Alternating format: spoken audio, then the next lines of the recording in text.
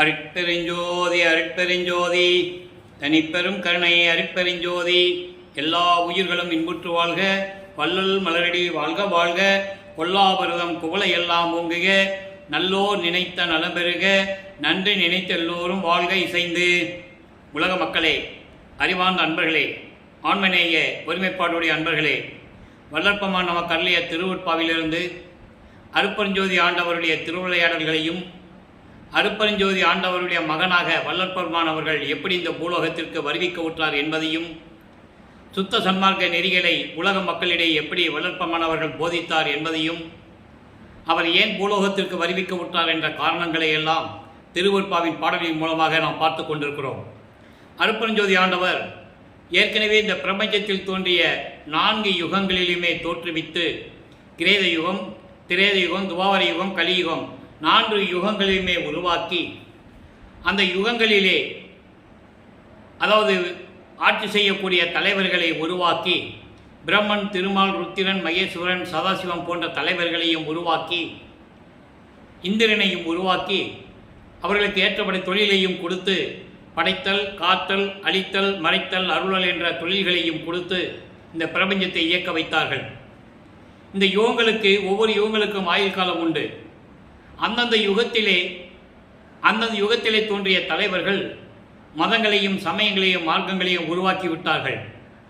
மக்களையும் வேறுபடுத்தி, பிரிவினைப்படுத்தி, அதற்கேற்றபடி ஆலயங்களை அமைத்து, அதற்கேற்றபடி அவங்களுடைய தலைவர்களுடைய உருவங்களை அமைத்து மக்களை வழிபட செய்து விட்டார்கள். மக்கள் வழிபட்டு கொண்டிருந்தார்கள். அந்த யுகங்கள் அழிந்து விட்டது.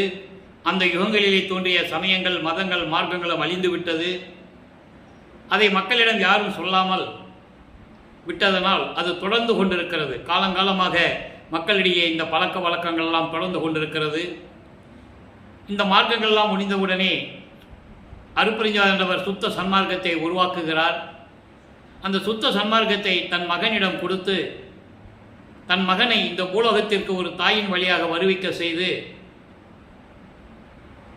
தன் மகன் இந்த பூலோகத்தில் இருக்கிற மக்களை எல்லாம் சுத்த சன்மார்க்கத்தில் இணைத்து, மக்களெல்லாம் இன்புற்று வாழ வேண்டும், நோயற்ற வாழ்வில் வாழ வேண்டும் என்பதற்காகவே தனது மகனை பூலோகத்திற்கு ஒரு தாயின் வழியாக வருவிக்க செய்தார்.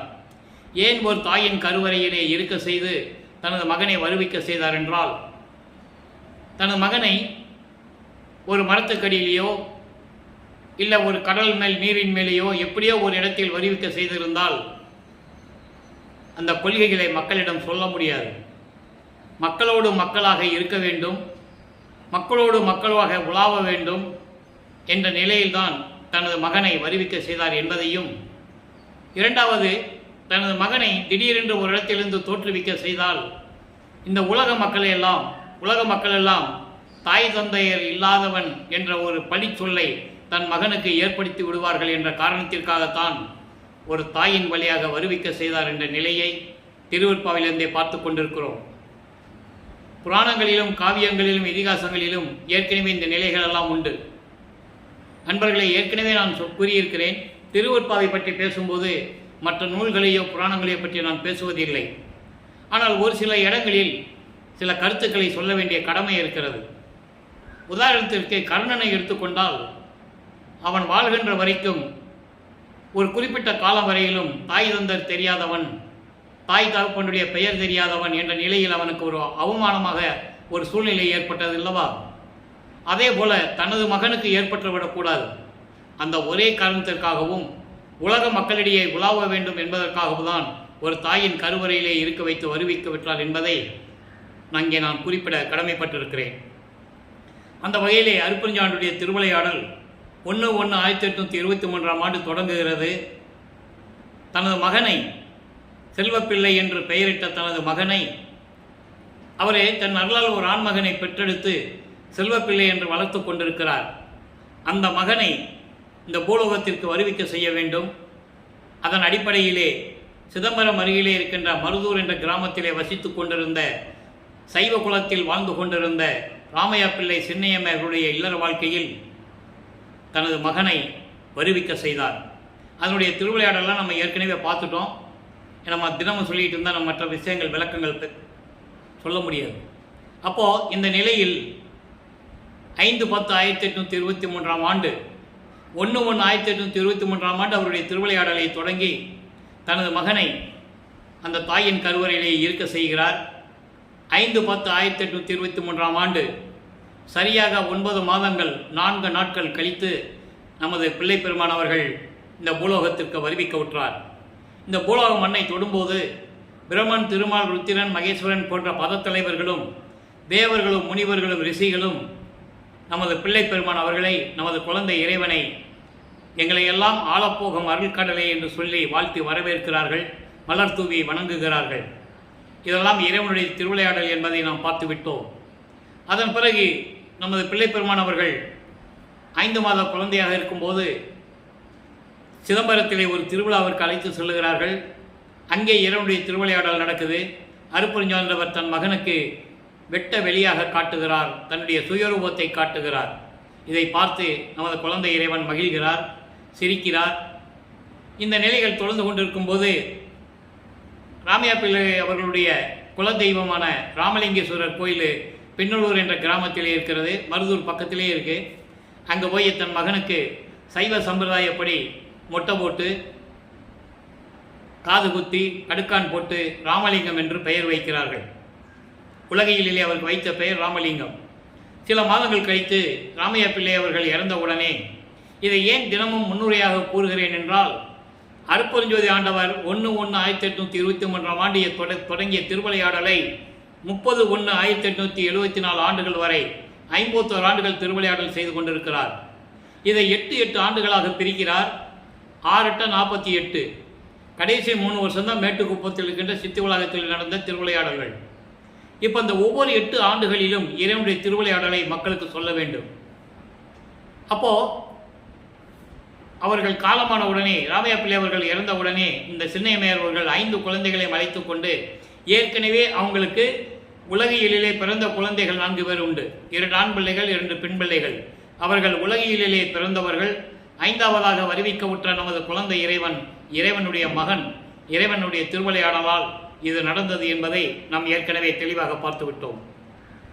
சில காலங்கள் சின்னையம்மையார்கள் பொன்னேரி அருகில் இருக்கின்ற சின்னக்காவனத்துக்கு செல்லுகிறார்கள். அதான் அந்த அம்மா பிறந்த ஊர் சின்னக்காவனம் என்ற ஒரு கிராமம். அங்கே சில காரணங்களால் இருக்க முடியவில்லை. சென்னையிலே வந்து குடியேறுகிறார்கள். அவர்கள் குடியேறிய பகுதி ஏழுகிணர் பகுதியில் இருக்கின்ற வீராசாமி தெருவிலே குடியேறுகிறார்கள். நமது குழந்தை இறைவன் வளர்ந்து கொண்டிருக்கிறார். இது முன்னுரை. இப்போ இந்த 8 ஆண்டுகளில் ஒரு தாயின் கருவறையில் இருந்து 8 ஆண்டுகள் வரை இறைவனுடைய திருவிளையாடல் எப்படி நடந்தது என்பதை பார்த்து கொண்டிருக்கிறோம். அப்போ பள்ளியில் கொண்டு போய் சேர்க்கிறார்கள். பள்ளியிலே படிக்க முடியாது என்று வெளியே வந்து விடுகிறார். அவர் வரவில்லை, அவருடைய தந்தை அருட்பெருஞ்சாண்டவர் அவருடைய மனநிலையை மாற்றுகிறார். ஏனென்றால் தன் மகன் இந்த உலகியலிலே எந்த ஆசிரியரிடமும் சந்தை படிப்பை படிக்கக்கூடாது. தனது மகன் யாரையும் இந்த உலகிலே, இந்த பூ உலகத்திலே, மண்ணுலகத்திலே யாரையும் குருவாக ஏற்றுக்கொள்ளக்கூடாது. தனது மகன் வெள்ளையாடையை தான் அணிய வேண்டும் என்ற நிலையில் இறைவனுடைய திருவிளையாடல் நடந்து கொண்டிருக்கிறது. பிள்ளை பெருமான்கள் படிக்க முடியாதுன்னு வெளியே வந்துட்டார். அப்போ அந்த வீட்டில் அந்த குழந்தைக்கு எவ்வளோ பிரச்சனை இருக்குன்னு நமக்கு தெரியும். திட்டுவாங்க, ஏசுவாங்க, சாப்பாடு போடும்போதெல்லாம் திட்டுவாங்க. சாப்பிட தெரியல, பள்ளிக்கூடத்துக்கு ஏண்டா போகலை அப்படின்லாம் திட்டுவாங்க. இந்த நிலை நமது குழந்தை இறைவனுடைய மகனுக்கு இந்த நிலை ஏற்பட்டு கொண்டிருக்கிறது. அப்போ இவர் மனம் வேதனைப்படுகிறது. ஏன் இந்த பூலோகத்தில் பிறந்தோம்? அது வரைக்கும் அவருக்கு அருட்பெருஞ்சாண்டவர் யாருன்னு தெரியாது, சுத்த சன்மார்க்கம் என்னன்னு தெரியாது. நல்லா கவனிச்சுக்கிட்டே வரணும் நீங்கள். அப்போ இந்த நிலையில் இருக்கும்போது அவருக்கு மனம் வேதனைப்படுகிறது. ஒரு அமைதியான இடம் தேவைப்படுகிறது. அப்படி தேடி கண்டுபிடித்த இடம்தான் கந்தகோட்டம் என்ற ஒரு முருகன் கோயில் அங்கே இருக்குது. அங்கே போய் தங்கிக்கிறார். அதாவது யாரும் தூங்கி எந்திரதுக்கு முன்னால் அங்கே போயிடுவார். இரவில் எல்லாம் தூங்கின பிறகு தான் வீட்டுக்கு வருவார். இதுக்கிடையில் குழந்தைய ராமலிங்கத்தை காண அவங்க தேடுவாங்க இல்லையா? இது உலக இயற்கை. இது நடந்து கொண்டிருக்கிறது 8 ஆண்டுகள் வரைக்கும். முதல் 8 முடிஞ்சு போச்சு. 2வது 8 தொடக்கமாகுது. 2வது 8 தொடக்கமாகும் போது இவருக்கு 9 ஆண்டுகள், 9வது ஆண்டு பிறக்குது. அருட்பெருஞ்சோதி ஆண்டவர் தன் மகன் முன் எழுந்தருளி, தன் மகன் முன் தோன்றி, மகனே அஞ்சாதே, கவலைப்படாதே, நீ எனது மகன், என் குலத்தின் மூத்த மகன் நீ. உன்னை இந்த பூலோகத்திற்கு வருவிக்க செய்திருக்க காரணம், உன்னால் இந்த பூலோகத்தில் சில காரியங்கள் எல்லாம் நடக்க வேண்டியது இருக்கிறது. அதற்கான அருள்களையும் விளக்கங்களையும் உனக்கு முன்பருவம் பின்பருவம் காட்டி அருள் செய்வேன் என்று கூறி மறைந்து விடுகிறார். ஞானத்தை மட்டும் தன் மகனுக்கு கொடுத்து விட்டு மறைந்து விடுகிறார். நல்லா கவனிக்கணும், ஞானம் மட்டும்தான் கிடைக்கும், மெஞ்ஞானம் கிடைக்காது. ஏனென்றால் மெஞ்ஞானம் எப்போ கிடைக்கணும்னா சுத்த சன்மார்க்க வாங்கின பிறகு அவருக்கு கிடைக்கும் என்ற நிலையை இப்போ நம்ம பார்த்துக்கிட்டு இருக்கோம். ஞானத்தை பெற்ற உடனே இவருக்கு ஒரு மறைப்பு நிலை ஏற்படுகிறது.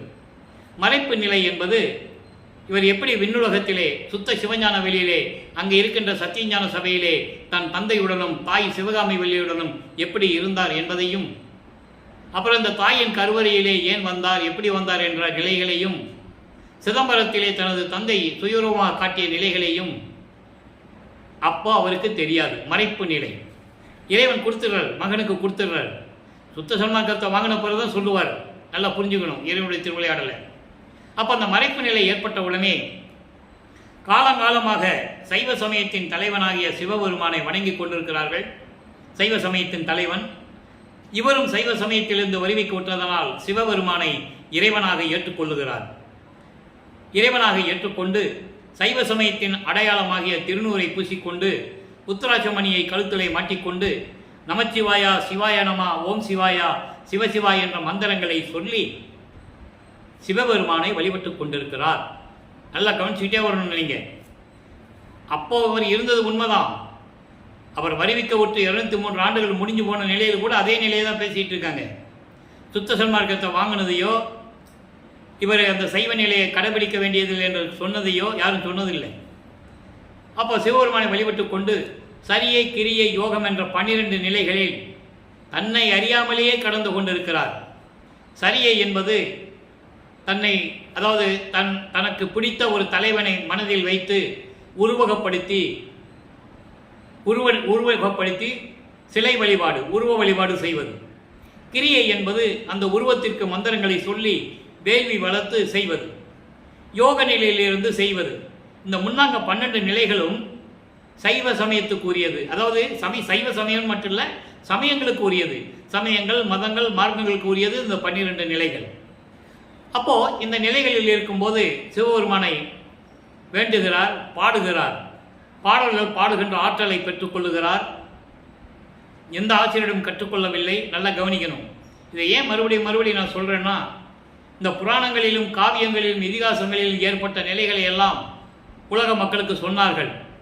உதாரணத்துக்காக சம்பந்தன், சீர்காழியிலே பிறந்த சம்பந்தன் உமையாளுடைய அருள்பால் குடித்து, முளைப்பால் குடித்து 3.5 வயதிலே அருளை பெற்றான் என்று சொன்னார்கள், சொல்லிக் கொண்டிருக்கிறார்கள்.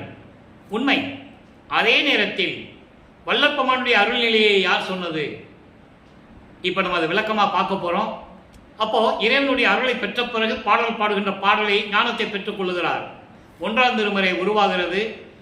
8 பதியங்கள், 712 பாடல்கள். ஏற்கனவே நம்ம விளக்கங்களை, சில பதியங்கள் இருக்கின்ற விளக்கங்களை பார்த்தோம். சிவநேச வெண்பா, வடிவுடை மாணிக்க மாலை, திருவருள் முறையீடு. இப்போ மகாதேவ மாலையில் இருக்கின்ற பாடலுடைய விளக்கங்களை பார்த்து கொண்டிருக்கிறோம். 5வது பதிகம். மொத்தம் 100 பாடல்கள். இன்று 14வது பாடல். சிவபெருமான் எப்படி இருப்பார் என்ற நிலையை உலக மக்களுக்கு சொல்லுகிறார். நல்லா கவனிக்கணும். இப்போ சிவபெருமானை பற்றி சொல்லுவார். அதுக்கப்புறம் இவர் கடவுள் இல்லை, அருப்பஞ்சாண்டவர் தான் கடவுள்னு சொல்லுவார். அந்த நிலையை நம்ம வேறுபடுத்தி பார்த்துக்கிட்டு இருக்கோம். உருவாகி உருவெனில் உள் உருவாகி. முதல்ல பாடலை படிச்சிடுறேன். உருவாகி உருவெனில் உள் உருவாகி உருவத்தில் உருவாகி உருவுள் ஒன்றாய் அருவாகி அருவெனில் உள் அருவாகி அருவத்தில் அருவாகி அருவுள் ஒன்றாய். அதாவது இறைவன் உருவமாகவும் இருப்பார். அந்த உருவத்தில் இருக்கும்போது அவனுடைய நிலைகள் என்ன? அருவமாகவும் இருப்பார். அருவமாக இருக்கும்போது அவருடைய நிலைகள் என்ன? அதை பார்க்க போகிறோம். குருவாகி சத்துவ சிற்குணத்ததாகி குரநிகித பொருளாகி குலவா நின்ற மறுவாகி மலராகி வள்ளியாகி மகத்துவமாய் அணுத்துவமாய் பயங்கும் தேவை. பாடல். இந்த பாடலுடைய விளக்கம் பாருங்க. அதாவது உருவாகி என்பது, உருவம் என்பது தேகம். தேகத்துக்கு 3 நிலைகள் உண்டு. சூக்கும தேகம், ஸ்தூல தேகம், காரண தேகம். சூக்கும தேகம் கண்ணுக்கு தெரியும், ஸ்தூலம தேகம் கண்ணுக்கு தெரியாது. காரண தேகம் செயல்பாடுகளினால் தெரியும். எதற்காக இந்த தேகம் பயன்படுகிறது என்ற நிலை காரண தேகம். இப்போ உருவாகி என்பது ஸ்தூல தேகம்.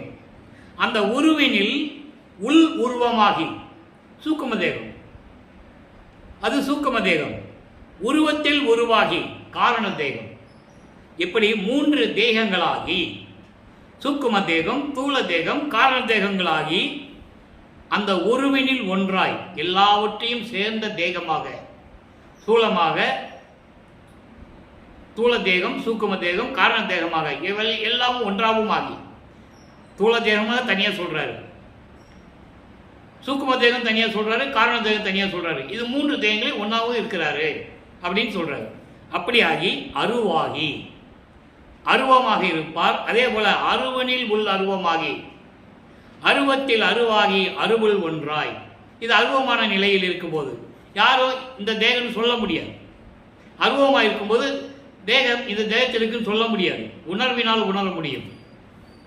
அந்த நிலையில் இருக்கின்ற இறைவன் குருவாகி சத்துவ சிற்குணத்ததாகி, அதாவது சத்துவம் என்பது சாத்வீக குணம். சாத்வீக குணத்தில் இருக்கின்ற மெஞ்ஞான நிலையாகி குணரகித பொருளாகி, அதாவது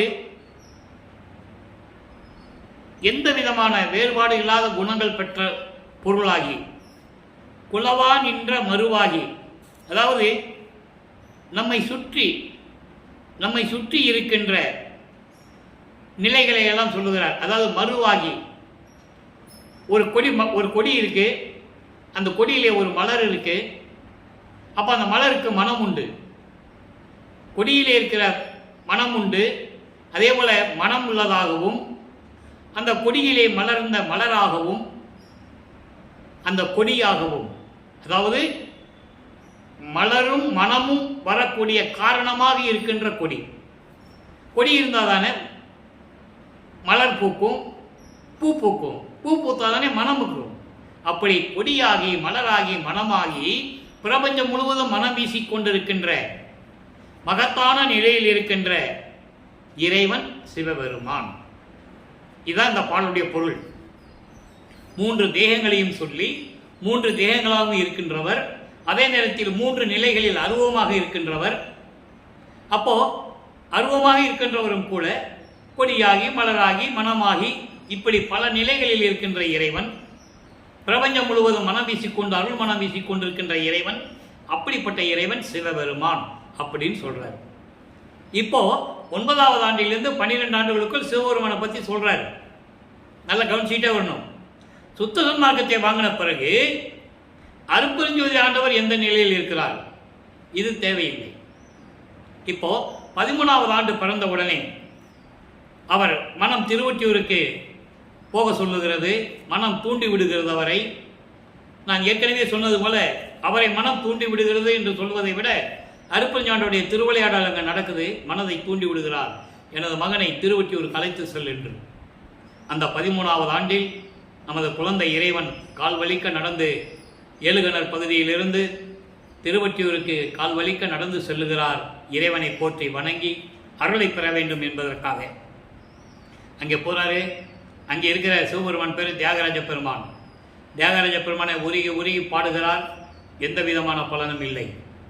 ஓராண்டுகள் கழிந்து விட்டது, 1 வருஷம் முடிஞ்சிடுச்சு.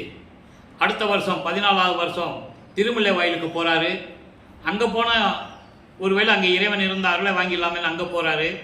அங்கே இருக்கிற சிவபெருமான் பேர் மாசிலாமணி.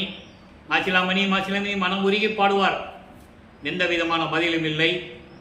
அதன் பிறகு அடுத்த ஆண்டு 15வது ஆண்டில் திருவள்ளித்தாயத்துக்கு செல்லுகிறார். அங்கே இருக்கிற சிவபெருமானை பற்றி பாடுகிறார். எந்த விதமான பலம் இல்லை. மனம் வெந்து அவருடைய மன துயரங்களை எல்லாம் கூறுகிறார். என்னை இந்த பூலோகத்திற்கு வருவிக்க செய்துவிட்டு உனது பிள்ளை நான் கால் வலிக்க நடந்து வந்து கொண்டிருக்கிறேன், என்ன மகனே கால் வலிக்கிறதா, எப்படி இருக்கிறாய் என்றெல்லாம் கேட்பதில்லை. ஊமை போல் நின்று கொண்டிருக்கிறாய். பெற்ற மகனை தெருவில் விட்டு விட்டானே என்று உன்னை தேவர்களும் சான்றோர்களும் பழிப்பார்களே, அந்த பழிச்சொல்லுக்கும் இழிச்சொல்லுக்கும் நீ ஆளாகக்கூடாது என்பதற்காகத்தான் நான் உன்னை வேண்டுகிறேன், விரைவில் வந்து எனக்கு அருள வேண்டும் என்றெல்லாம் கூறுவார் எந்த விதமான பலனும் இல்லை. அதன் பிறகு இனிமேல் திருவள்ளி தாயத்துக்கும் திருமுல்லை வாயிலுக்கும் என்னால் நடந்து செல்ல முடியாது. அப்போ அவர் எங்கே போனாலும் நடந்து தான் செல்லணும். பறக்கிற சக்தியோ இருந்த இடத்துலேருந்து இன்னொரு இடத்துக்கு மாறுற சக்தியெல்லாம் கிடையாது. அப்போ அவருக்கு வர முடியாதுன்னு சொல்லிட்டாரு. இப்போ நிரந்தரமாக திருவொற்றியூர் செல்லு கொண்டு இருக்கிறார். 2ஆம் திருமுறை உருவாகிறது. 113 பதியங்கள், 1207 பாடல்கள். இதுவரை நாம் 41 பதியங்களை பார்த்துவிட்டோம். இன்றைய 42வது பதியத்தில் இருக்கின்ற நாள் அவத்து அலசல் என்ற பதியத்தில் இருக்கின்ற 5வது பாடல். நாள் அவத்து அலசல் என்பது மரணம் என்கின்ற ஒரு நாள் வந்துவிட்டால் நான் என்ன செய்வேன் என்று வருந்தி சிவபெருமானிடம் சொல்லுவது. மரணம் என்ற ஒரு நாள் வந்துவிட்டால் என்ன செய்வது? 2வது, இவர் 16 ஆண்டுகளில் இருந்து கொண்டிருக்கிறார். ஒரு ஆண் பிள்ளையாக இருந்தாலும் சரி, பெண் பிள்ளையாக இருந்தாலும் சரி, 16 ஆண்டுகள் இருக்கும்போது அவருடைய மனநிலை வேற மாதிரி இருக்கும் இல்லையா? ஆண்களோ பெண்களோ இருந்தாலும் சரி, காமம் எல்லாருக்கும் பொதுவானது. அப்போ அந்த நிலையில் இருக்கும்போது இவருடைய நிலை எப்படிப்பட்ட நிலை என்பதை சிவபெருமானிடம் கூறுகிறார். ஏனென்றால் காமம், குரோதம், லோபம், மோகம், மதம், ஆச்சரியம் இந்த 6 பிண்ட துரிசுகளை கடக்க வேண்டும். இவரை அறியாமலேயே விண்ணப்பங்கள் வைத்து கடந்து கொண்டிருக்கிறார். இப்போ சிவபெருமானிடம் இவருடைய 16வது நிலையையும் அந்த ஆண்டுடைய 16 வயதில் அவருக்கு ஏற்படுகின்ற அந்த துன்பங்களையும் துயரங்களையும் மரணம் என்னும் ஒரு நாள் வந்துவிட்டால் நான் என்ன செய்வேன் என்ற நிலையையும் விளக்கி கூறுகிறார். நல்லா கவனிங்க. கன்னியர் அழக காட்டி இடை உழன்ற கல்மன குரங்கனேன் தன்னை சொல்றாரு. நீ அந்நியன் என்றே கலித்திடில் உனக்கு இங்கு ஓர் சொல்ல வல்லார் யார்? ஐயா, எண்ணியல் அறியேன் நமன் தமர் வருநாள் என் செய்வேன் அந்தோ மன்னிய வன்னி மலர் சடை மருந்தே வளம் கொள்ளும் ஒற்றியூர் வாழ்வேன் சொல்றார். அதாவது பெண்களின் அழகான கூந்தலையும் அவர்களுடைய இளமையையும் உடல் அழகையும் அந்த இடை அழகையும் பார்த்து நான் இந்த காம வலையில் சிக்கி விடுவோனோ என்று எண்ணிக்கொண்டு சுற்றி சுற்றி வளைந்து கொண்டு தெரிந்து கொண்டு உன்னிடம் வந்து கொண்டிருக்கிறேன். இதை அப்படிப்பட்ட என்னை கல் மன குரங்கனை, கல் மனம் போன்ற என்னுடைய மனம் குரங்கு போன்று, அதாவது தாவி தாவி செல்லும் குரங்கு என்று சொல்வார். மனதை தாவி செல்லும் மனக்குரங்கு என்று சொல்லுவார். உண்மைதானே? மனம் ஒரு நிலையில் இருக்காது. அது 16வது ஆண்டில் இருக்கும்போது அவர் மனம் எப்படி இருக்கும் என்பதை சிவபெருமானிடம் கூறுகிறார். பெண்களின் அழகான கூந்தலையும் கண்டு அவருடைய இளமைகளையும் கண்டு இடை அழகையும் கண்டு ரசித்து கொண்டு காம வழியிலே சிக்கிவிடுவோனோ என்று நினைத்து கொண்டு சுற்றி சுற்றி உன்னை சுற்றி வந்து கொண்டிருக்கிறேன். அப்படிப்பட்ட என்னை நீ அந்நியன் என்று, யாரோ ஒருவன் என்று நினைச்சு நீ என்னை கழித்தால், அதாவது என்னை ஒதுக்கினால், யாரோ ஒருவன் வந்திருக்கிறான் அவன் அந்நியன் என்று சொல்லி என்னை அருள் கொடுக்காமல் என்னை நீ விலக்கிவிட்டால் உன்னை யாரு கேட்க முடியும்? உன்னை யாரு கேட்க முடியும்? இந்த உலகில் மகனை தெருவில் விட்டு விட்டான் என்று உன்னை யாரு கேட்க முடியும்? எனவே அந்த நிலையில் நான் இருந்து கொண்டிருக்கிறேன். ஐயா, என்னை பற்றி எனக்கே தெரியவில்லை. என் இயல் அறியேன். என்னுடைய தகுதி என்னவென்று என்னாலே கணித்துக் கொள்ள முடியவில்லை. நான் ஏன் இந்த பூலோகத்தில் வருவிக்க விட்டேன்? எதற்காக நான் நடமாடிக்கொண்டிருக்கிறேன் என்ற நிலையில் நான் தவித்துக் கொண்டிருக்கிறேன். சிவபெருமானே, தியாகராஜ பெருமானே, ஒரு நாள் யமனுடைய தூதர்கள் வந்துவிட்டால் நான் என்ன செய்வேன்? யமன் தமர் என்று சொல்லுகிறார். யமனுடைய தூதுவன் வந்துவிட்டால் நான் என்ன செய்வேன்? ஐயோ, அதை நினைக்கும் போது என் உள்ளம் நடுங்குகிறதே, என் உள்ளம் பதைக்கிறதே. நான் என்ன செய்வேன்? என் தந்தையே,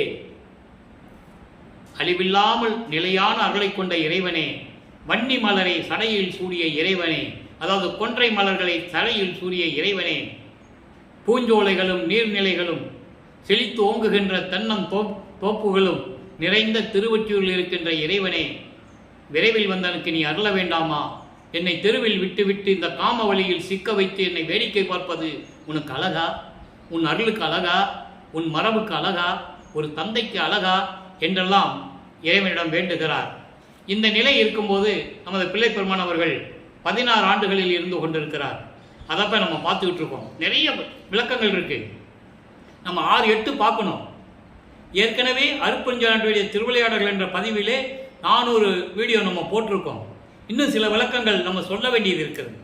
அதனால ஒவ்வொரு 8 ஆண்டுகளிலும் பிள்ளைப்பெருமானுடைய நிலை எப்படி இருந்ததுன்னு நம்ம சொல்லி ஆகணும், உலக மக்களுக்கு சொல்லி ஆகணும்.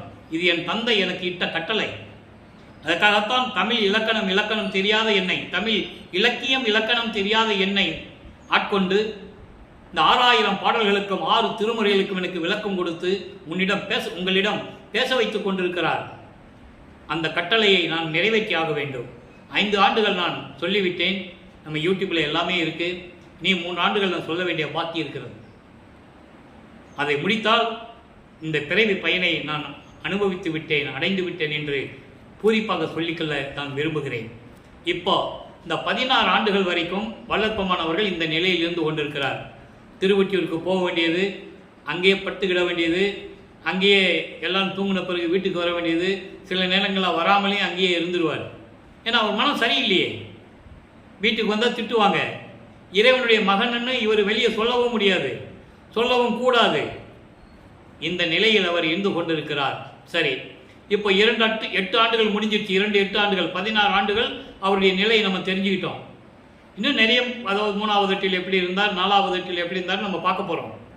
இப்போ 16 ஆண்டுகள் முடிந்த நிலையில் இருக்கும்போது அடுத்து இவர் 33வது ஆண்டில் சுத்த சன்மார்க்கம் வாங்கின பிறகு நிலை என்ன அப்படின்னு ஒப்பிட்டு சொல்லணும்.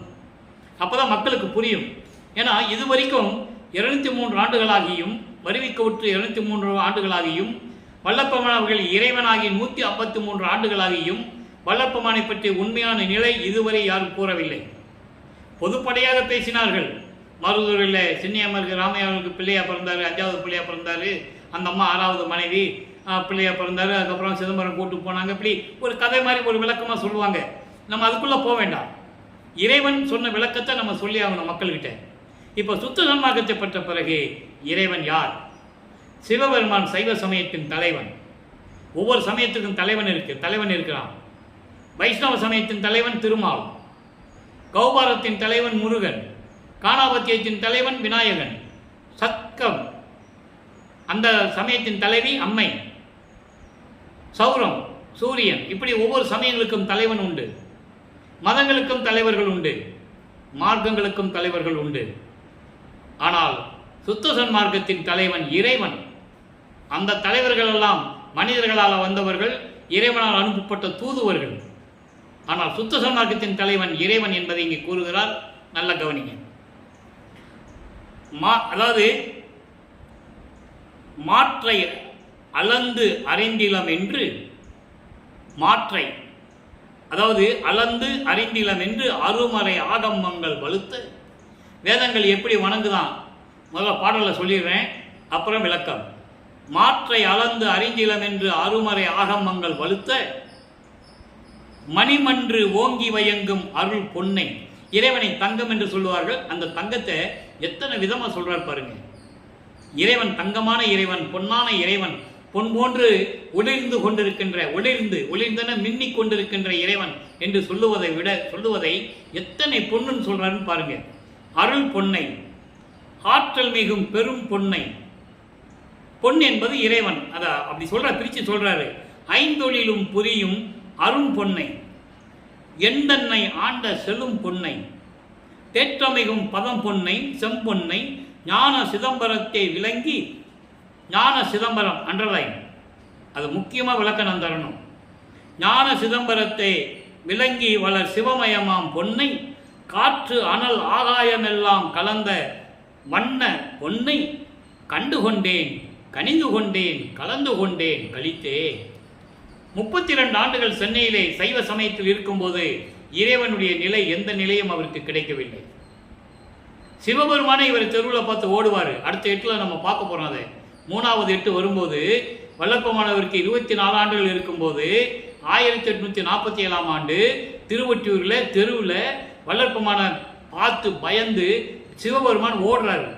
பயந்துன்னா வேற பயந்து இல்லை, இவன் கிட்ட மாட்டினோம்னா இவன் கேட்குற கேள்விக்கு பதில் சொல்ல முடியாது.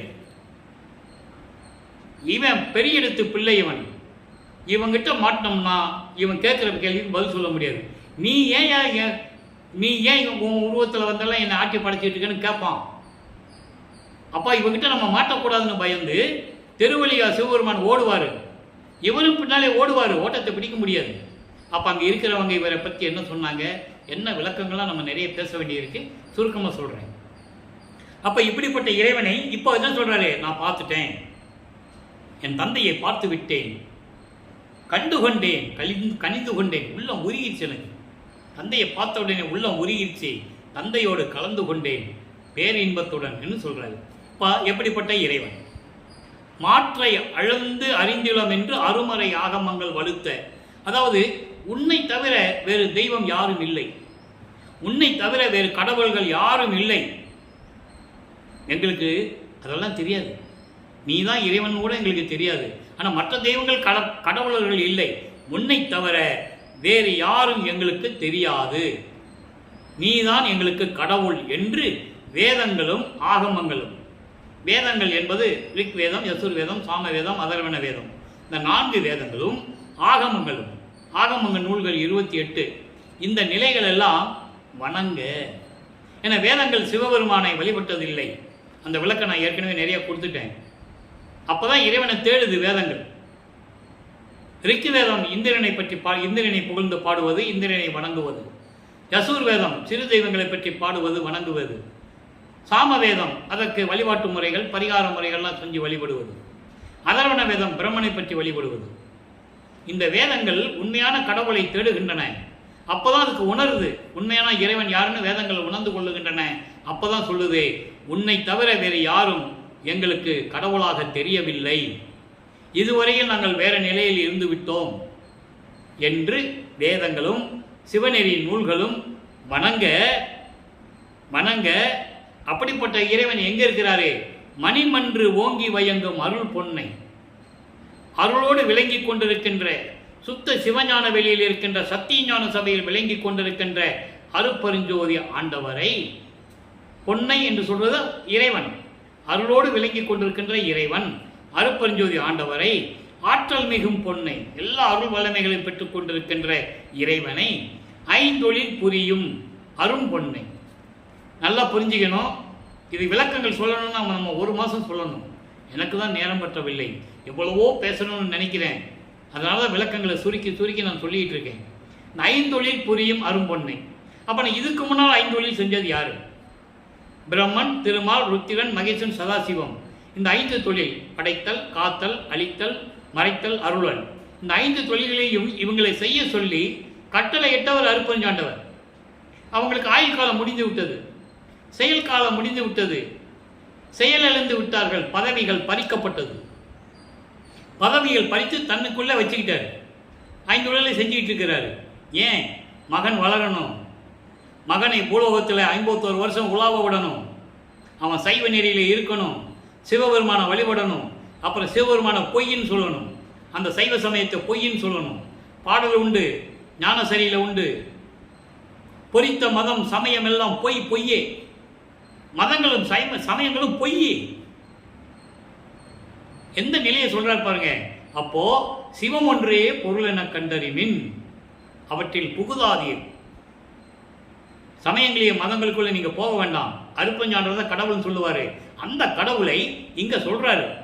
அப்படிப்பட்ட கடவுள் 5 தொழில் புரிந்து கொண்டிருக்கிறார். அப்படிப்பட்ட கடவுள். அப்போ இவருக்கு பதவியும் கொடுக்கல, மகனுக்கு கொடுக்கல. அதனால அவர் சொல்றாரு 5 தொழில் செய்து கொண்டிருக்கின்ற இறைவன் சொல்றாரு. அதுக்கப்புறம் தான் இவர்கிட்ட கொடுப்பாரு, அந்த நிலையை சொல்றாரு. அப்படி அந்த நிலையில் இருக்கும்போது என்னை ஆண்ட செல்லும் பொன்னை சொல்லிட்டாரா, என்னை ஆட்கொண்ட இறைவனை. எப்ப ஆட்கொண்டாரு? ஒரு தாயின் கருவறையிலே, உபசாரத்தால் பெற்ற தாய் என்பால் ஒருத்தியின் கருவறையிலே இருக்கும்போது, எனது தந்தை கருவறை இருட்டாக இருக்கென்று சொல்லும்போது எனது தந்தை ஒளி காட்டினார், வெளிச்சத்தை காட்டினாரு. நான் கருவறையில் இருந்துக்கிட்டு தந்தை பசிக்கிறதே என்று சொன்னேன், என் தந்தை அருளமுதம் ஊட்டினார். ஏனென்றால் எப்பவுமே உலகையில் ஒரு இயற்கை ஒன்று உண்டு. அதாவது ஒரு தாய் உணவு அருந்தினால் அந்த தாயினுடைய அந்த உணவில் இந்த சக்தி தான் அந்த குழந்தைக்கு போகும், உணவாக போகும். வல்லற்பமானுக்கு அப்படி அல்ல, அந்த குழாயும் கிடையாது, ஒன்றும் கிடையாது. கருவிலிருந்தே அவர் அருளமுதம் உண்டவர். தெளிவான விளக்கங்கள் திருவொற்பாவில் இருக்கிறது. யாராலையும் மறுக்க முடியாது, மறுக்கவும் முடியாது. அவ்வளவு விளக்கங்கள் எனது தந்தை வல்லப்பமானவர்கள் இந்த வள்ளலார் ஒளி எனக்கு இந்த மகனுக்கு அருளி இருக்கிறார்கள் என்பதை சொல்லிக் கொள்வதில் நான் பெருமைப்படுகிறேன். அவ்வளவு தயவும் கருணையும் என் மேல் காட்டியிருக்கிறார்.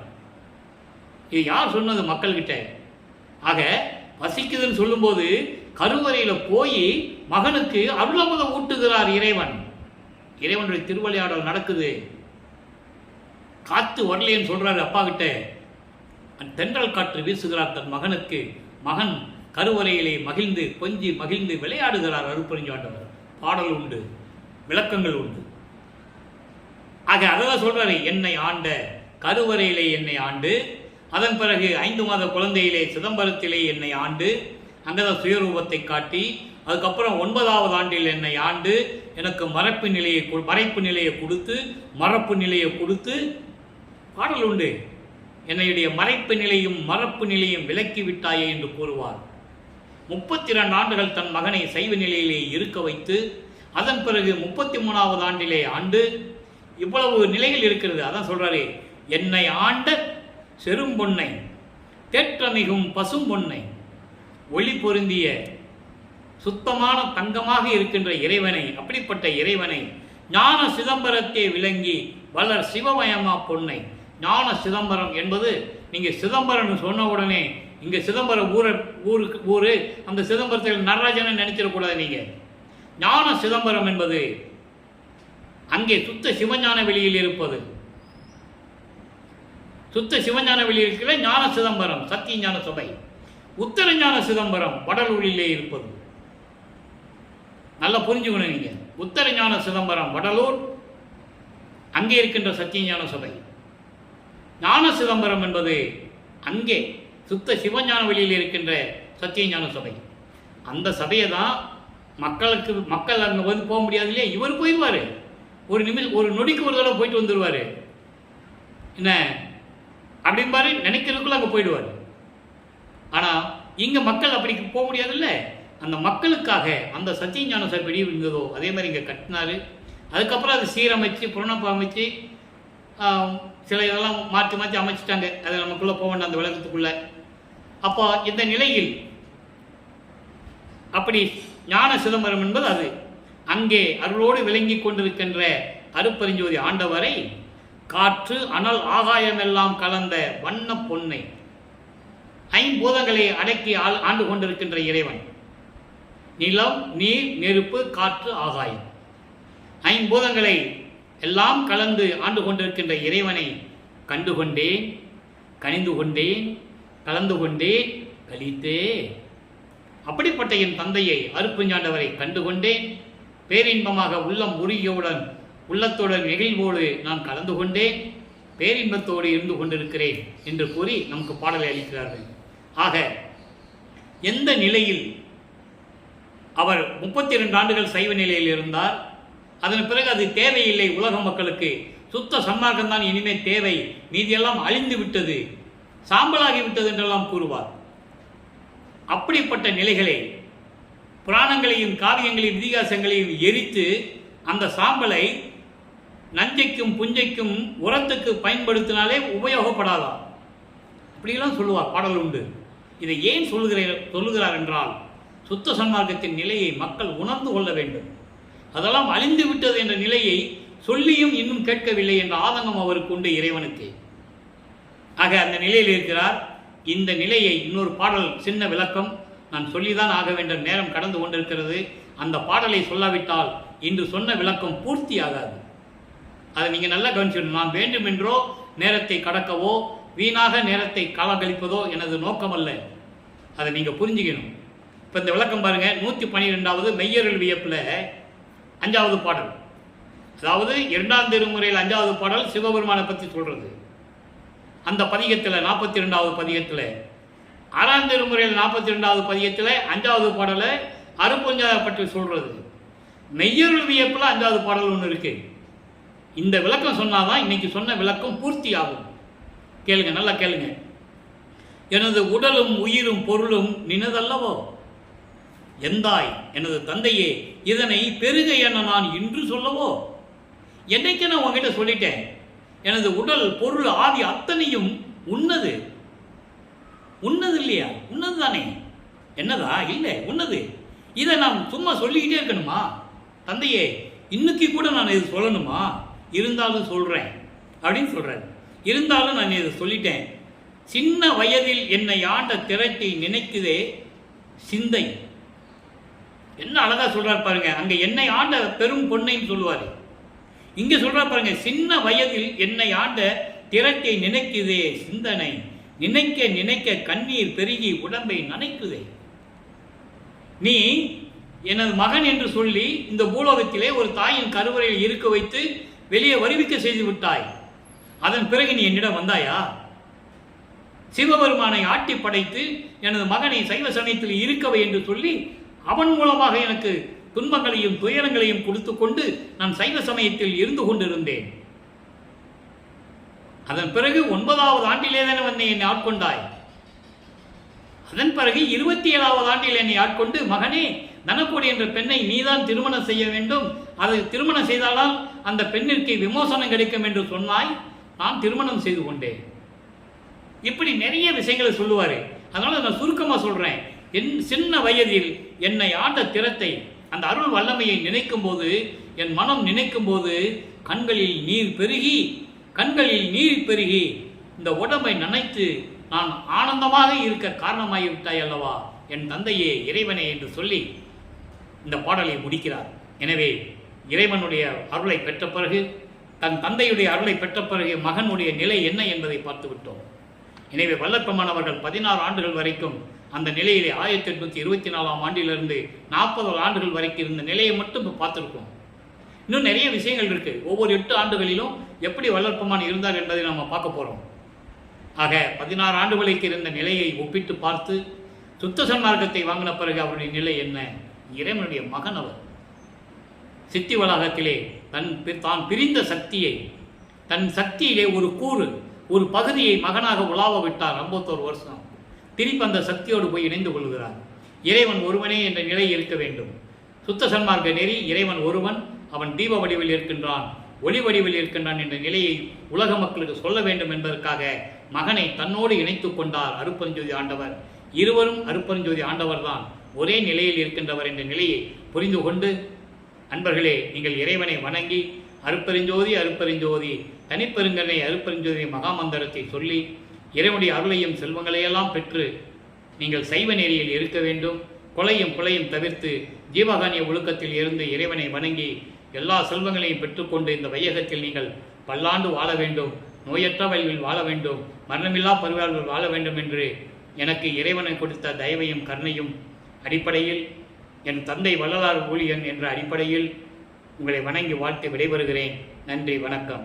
அருட்பெருஞ்சோதி அருட்பெருஞ்சோதி தனிப்பெருங்கருணை அருட்பெருஞ்சோதி. தினமும் இறைவனுடைய திருவிளையாடல் வரும். வல்லற்பெருமானுடைய நிலைகளையெல்லாம் நீங்கள் அறிந்து கொள்ள வேண்டும். எனவே தினமும் இந்த நிலையை நீங்கள் இந்த வீடியோவை பாருங்கள், இந்த பதிவை பாருங்கள் என்று கேட்டுக்கொண்டு விடைபெறுகிறேன்.